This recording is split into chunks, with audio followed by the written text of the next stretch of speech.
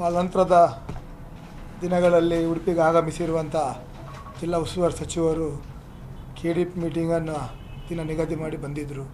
ಬಹುಶಃ ಸಂದರ್ಭದಲ್ಲಿ ಅವರ ಮನೆಗೆ ಭಾಳಷ್ಟು ಜನ ಅಹವಾಲನ್ನು ಸ್ವೀಕಾರಕ್ಕೆ ಅವರು ಕರೆ ಕೊಟ್ಟಾಗ ಬಂದ ಸಂದರ್ಭದಲ್ಲಿ ಇಬ್ಬರು ಬುರ್ಕಾಧಾರಿಗಳು ಸಚಿವರನ್ನೇ ಅವರಿಗೆ ತಪ್ಪು ಮಾಹಿತಿಯನ್ನು ನೀಡುವ ಮೂಲಕ ಎಮರಿಸಿದ್ದು ನಮ್ಮೆಲ್ಲರ ಕಣ್ಣು ಮುಂದಿದೆ.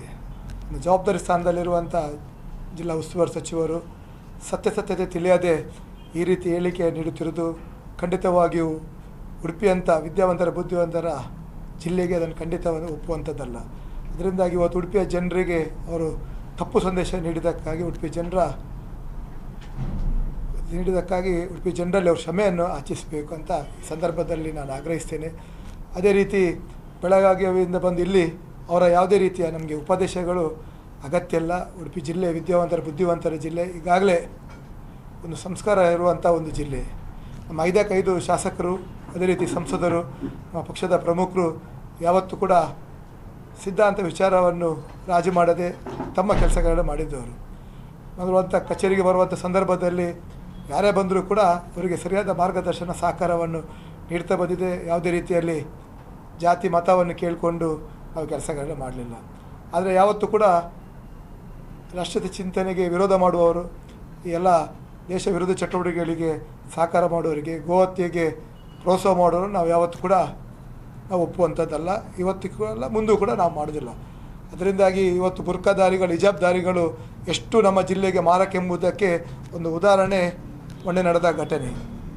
ಅವರ ಸ್ವಂತ ತಾಯಿಯನ್ನೇ ಕರೆಸಿ ಇವತ್ತು ಜಿಲ್ಲಾ ಉಸ್ತುವಾರಿ ಸಚಿವರಿಗೆ ಒಂದು ತಪ್ಪು ಮಾಹಿತಿ ನೀಡಿ ಅದನ್ನು ಕೂಡ ಅರ್ಥ ಮಾಡದೆ ನೇರವಾಗಿ ಮಾಧ್ಯಮಕ್ಕೆ ಉಡುಪಿ ಜಿಲ್ಲೆ BJPಯವರು ಅದರಿಂದ ಕಲಿಬೇಕು, ಶಾಸಕರೆಲ್ಲ ಕಲಿಬೇಕೆಂಬ ಹೇಳಿಕೆಯನ್ನು ಕೊಡಬೇಕಾದ್ರೆ ಅವರ ಮನಸ್ಥಿತಿ ಏನೆಂಬುದನ್ನು ಅರ್ಥ ಮಾಡಬೇಕು. ಈಗಾಗಲೇ ಕಳೆದ 3 ವರ್ಷದಲ್ಲಿ ಭಾಳಷ್ಟು ಜನರು ಮನವಿಯನ್ನು ಅಭಿವೃದ್ಧಿ ಬಗ್ಗೆ ಕೊಟ್ಟಾಗ ಯಾವುದೇ ಒಂದು ಮನವಿಗೆ ಸ್ಪಂದನೆ ಮಾಡಲಿಲ್ಲ, ಯಾವುದೇ ಒಂದು ಮನವಿಗೆ ಒಂದು ಅವರ ಶಿಫಾರಸನ್ನು ಕೂಡ ಮಾಡಿಲ್ಲ. ಆದರೆ ಕೇವಲ ಒಂದು ಬುರ್ಕಾಧಾರಿಗಳೆಂಬ ದೃಷ್ಟಿಕೋನ ಹಿಡ್ಕೊಂಡು ತಕ್ಷಣ ಜಿಲ್ಲಾಧಿಕಾರಿಗೆ ಆ ಬಗ್ಗೆ ಅವರಿಗೆ ಸೂಕ್ತ ಕ್ರಮವನ್ನು ಒದಗಿಸಬೇಕು, ಅವರಿಗೆ ತಕ್ಷಣ ಜಾಮೀನನ್ನು ಮಂಜೂರು ಮಾಡಬೇಕಂತ. ಈ ಸಂದರ್ಭದಲ್ಲಿ ನಾನು ಉಡುಪಿ ಜಿಲ್ಲಾ ಪೊಲೀಸ್ ವರಿಷ್ಠರಿಗೆ ಮನವಿಯನ್ನು ಮಾಡ್ತೇನೆ.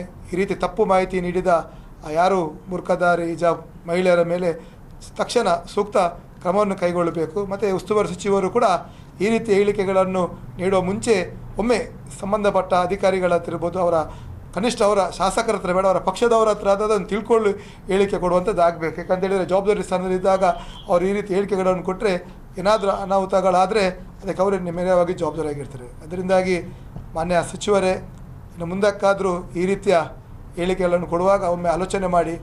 ನಾವು 5 ಜನ ಶಾಸಕರು ಅಭಿವೃದ್ಧಿಯಲ್ಲಿ ಯಾವತ್ತೂ ಕೂಡ ರಾಜಿ ಮಾಡೋದಿಲ್ಲ. 5 ಜನ ಶಾಸಕರ ಹತ್ರ ಒಮ್ಮೆ ಕರೆಸಿ ಒಮ್ಮೆ ಸಭೆ ಮಾಡಿ, ನಾವು ಪದೇ ತಮ್ಮಲ್ಲಿ ನಾವು ವಿನಂತಿ ಮಾಡಿದ್ದೇವೆ. 5 ಜನ ಶಾಸಕರನ್ನು ಕರೆಸಿ ಉಡುಪಿ ಅಭಿವೃದ್ಧಿ ಬಗ್ಗೆ ಸಭೆ ಮಾಡಿ, ಪ್ರತ್ಯೇಕವಾಗಿ ಕೇವಲ KDP ಮೀಟಿಂಗಿನಿಂದ ಒಂದು ದಿನದ ಒಂದು 4 ಗಂಟೆಯ ಅವಧಿಯಲ್ಲಿ ಯಾವುದೇ ರೀತಿಯ ಅಭಿವೃದ್ಧಿಯ ಬಗ್ಗೆ, ಯಾವುದೇ ರೀತಿಯ ಸಮಸ್ಯೆಗಳ ಬಗ್ಗೆ ಚರ್ಚೆ ಮಾಡಲಿಕ್ಕೆ ಆಗೋದಿಲ್ಲ. ಈ ಹಿಂದೆ ಭಾಳಷ್ಟು ಜನ ಸಚಿವರು ಉಡುಪಿಯಲ್ಲಿ ಉಸ್ತುವಾರಿ ತಗೊಂಡಾಗ ಪ್ರತ್ಯೇಕ ಇಲಾಖಾವಾರು ಚರ್ಚೆ ಮಾಡಿ ಇಲಾಖಾವಾರು ಒಂದು ಪರಿಶೀಲನಾ ಸಭೆಗಳನ್ನು ಮಾಡ್ತಿದ್ರು. ಅದು ಇವತ್ತಿನ ತನಕ 3 ವರ್ಷ ಇವರು ಮಾಡಲಿಲ್ಲ. ಅದರಿಂದಾಗಿ 5 ಜನ ಶಾಸಕರನ್ನು ಕರೆಸಿ ಇಲಾಖಾವಾರು ಒಂದು ರಿವ್ಯೂ ಮಾಡಿದರೆ ಅಭಿವೃದ್ಧಿಗೆ ಒಂದು ವೇಗವನ್ನು ತಂದುಕೊಡುವಂಥದ್ದು ಆಗ್ತದೆ. ಅದರಿಂದಾಗಿ ಮತ್ತೊಮ್ಮೆ ಉಡುಪಿಯ ಜನರಲ್ಲಿ